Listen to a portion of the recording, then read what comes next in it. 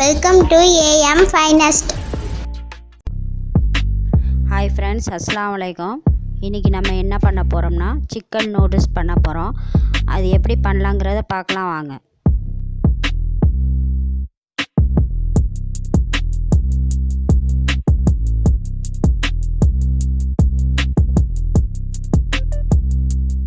நம்ம channel subscribe பண்ணுங்க, அது கூடவே பெல் பட்டனை கிளிக் பண்ணுங்க. இந்த பாக்கெட் நூடுல்ஸ் தான் நம்ம பண்ண போகிறோம். இதில் இந்த பாக்கெட்டில் நான் 2 பாக்கெட் எடுத்துருக்கிறேன். அடுப்பில் வாணலி வச்சு அதில் அரை சட்டி தண்ணி எடுத்துக்கலாம். உப்பு போட்டுக்கலாம். 1 ஸ்பூன் ஆயில் ஊற்றிக்கலாம். இப்போ லைட்டாக சூடு வந்தோடனே இந்த நூடுல்ஸை அதில் போட்டுடலாம்.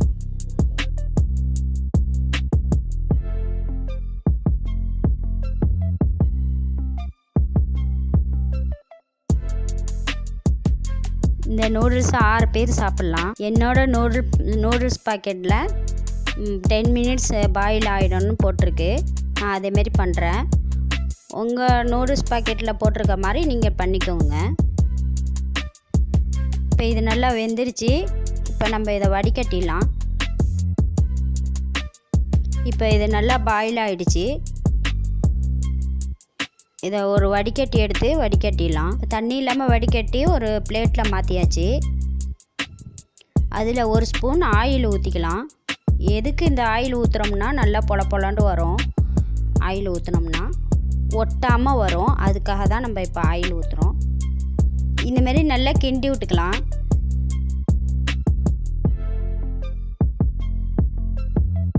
எனக்கு கொஞ்சமாக சிக்கன் இருந்துச்சு, மிஞ்சி போன சிக்கனு.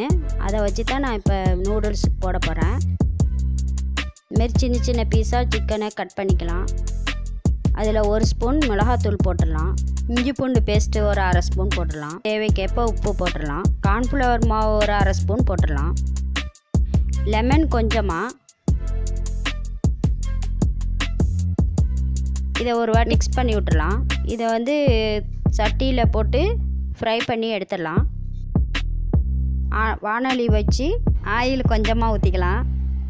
அதில் இந்த சிக்கனை ஒன்றா தனித்தனி பீஸாக எடுத்து போட்டுடலாம். அப்போ தான் ஒட்டாமல் வரும். தனித்தனி பீஸாக போட்டு ஃப்ரை பண்ணி எடுத்துடலாம்.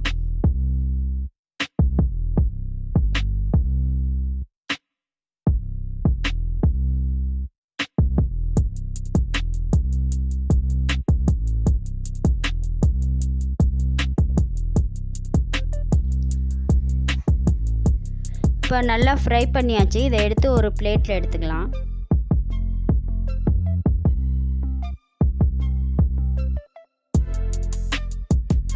இப்போ ஒரு தோசைக்கல்லை அடுப்பில் வச்சு நம்ம முட்டையை பொரித்து இப்போ எடுத்துக்கலாம். பசுனை கொஞ்சமாக ஊற்றி நூடுல்ஸ் போடுறதுக்கு இப்போ நான் 2 முட்டை எடுத்துருக்கிறேன். இப்போ 2 முட்டையும் எடுத்து பொரிச்சிக்கலாம். அதில் கொஞ்சமாக சால்ட்டு போட்டுக்கலாம். பெப்பர் கொஞ்சமாக போட்டுக்கலாம்.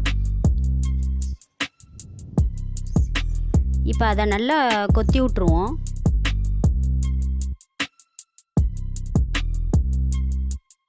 இப்போ அடுப்பில் நம்ம வடிகட்டினோம்னா நூடுல்ஸை அந்த சட்டியை வாணலியை வச்சு கொஞ்சமாக ஆயில் ஊற்றிக்கலாம்.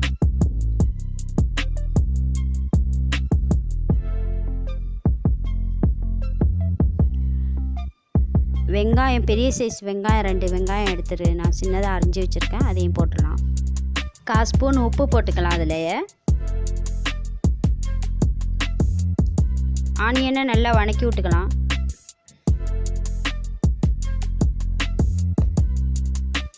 கேரட்டு, பீன்ஸு 2 100 கிராம் எடுத்து சின்னதாக அரிஞ்சு வச்சுருக்கிறேன்.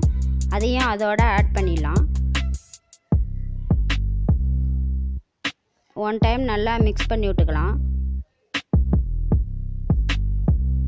தண்ணியெலாம் ஆட் பண்ணக்கூடாது, அதுலேயே தான் வேகணும். 5 மினிட்ஸ் ஆயிடுச்சு. இப்போ நல்லா வெந்துருச்சு. இப்போ பெப்பர் கொஞ்சமாக பெப்பர் போட்டுடலாம்.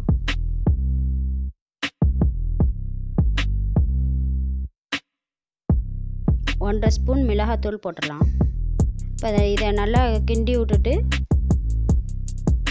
நூடுல்ஸ் போட்டுடலாம்.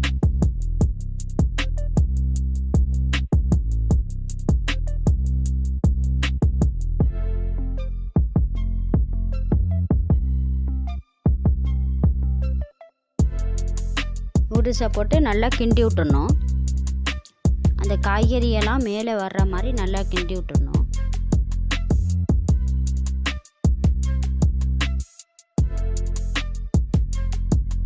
நூடுல்ஸில் எல்லா மசாலாவும் சேர்கிற மாதிரி நல்லா கிண்டி விட்டுணும். நல்லா மிக்ஸ் ஆகுற மாதிரி நல்லா மிக்ஸ் பண்ணி விட்டுணும். டொமேட்டோ சாஸ் 1 ஸ்பூன் ஊற்றிடலாம்.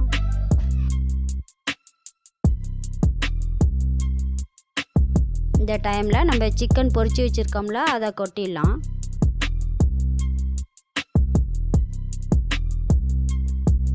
கொத்தி வச்ச முட்டையும் அதில் ஆட் பண்ணி நல்லா மிக்ஸ் பண்ணி விட்டுலாம்.